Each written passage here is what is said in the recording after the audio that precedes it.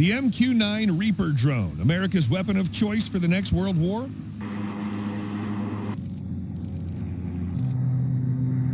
The Air Force MQ-9 Reaper drone will live to fight another day, or thousands of days, due to a clear service plan to employ the platform for at least the next 15 years. The General Atomics MQ-9 Reaper, sometimes called Predator B, is an unmanned aerial vehicle capable of remotely controlled or autonomous flight operations developed by General Atomics Aeronautical Systems, primarily for the United States Air Force. The MQ-9 is a larger, heavier, and more capable aircraft than the earlier General Atomics MQ-1 Predator. The Reaper has a 950 shaft horsepower turboprop engine.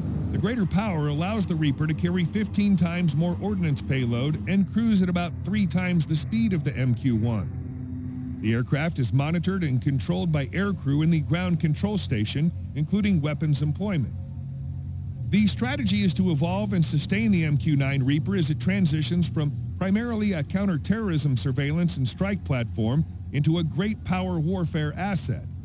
While less stealthy and therefore potentially less survivable against advanced major power air defenses, the Reaper drone still has tremendous utility and tactical value in a potential large-scale war.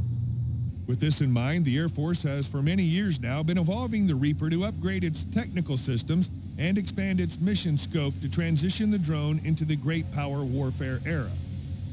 The efforts have been going on for several years as they include the addition of a universal weapons interface on the drone to add new weapons to its arsenal and increase its ability to transition between multiple types of bombs.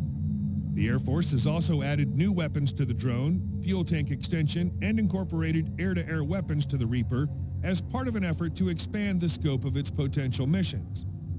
Most recently, the Air Force is retrofitting the Reaper with hardening technologies intended to stop enemy jamming attempts and improve resiliency and survivability. Other Reaper enhancements include electro-optical infrared sensor upgrades, as well as an additional weapons integration. The MQ-9 Program Office is already completing initial fleet retrofits that will mitigate potential jamming to the platform. This is the first retrofit of many, as MQ-9 multi-domain operations configured aircraft will receive additional closely held capabilities that will enable command and control mission assurance and resiliency while the aircraft is airborne, according to an Air Force report. The Air Force has been adjusting and migrating the Reaper for a number of years now through a range of significant efforts to include the addition of the AIM-9X air-to-air missile, the AIM-9X, which also fires from F-35 Lightning II and F-22 Raptor, can use advanced guidance technology including off-bore sight targeting, meaning it can destroy non-linear targets behind or on the side of the aircraft that are not necessarily in a direct or straight-ahead line of sight. Off-bore sight targeting means that the missile can direct, turn, or change course in flight.